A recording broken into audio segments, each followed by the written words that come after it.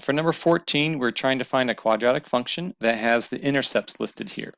And you want to start by using the x-intercepts. You can use x-intercepts to figure out the factors of a function. So for any x-intercept, you know there's going to be a factor of x minus that intercept value. And so for the intercept 3, we would have x minus 3 as one of the factors.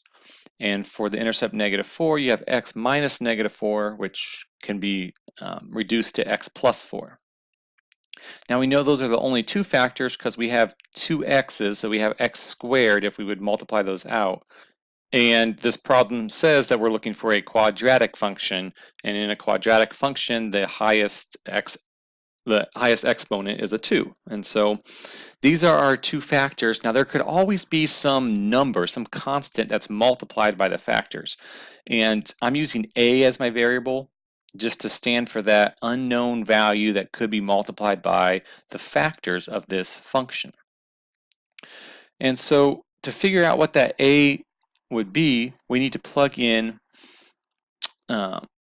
this value here for the y-intercept. So saying that the y-intercept is -24 means that if you plug a 0 in for x, the y value is going to be -24. That's what a y-intercept means. It means that this point is on the graph. This value is part of the function. So we need to plug a 0 in for x and then know that the y value would be 24.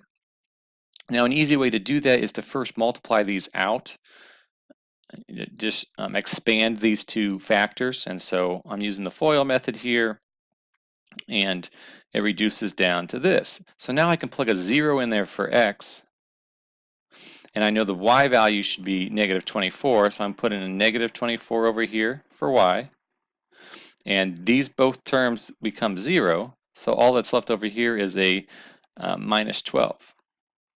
So I know the left side is that -24, that y-intercept, and the right side is just that constant a multiplied by -12. So if you divide both sides by -12, you would get that a equals 2. And so you can, it's easy, it's probably on this line here, plug a 2 in for a and just multiply it through. 2 times x squared is 2x squared, 2 times x is 2x, and 2 times -12 is -24. And so this would then be a quadratic function. I know it has the correct x-intercepts, those are the factors, and I've used that y-intercept to figure out what that constant value is that needs to be multiplied through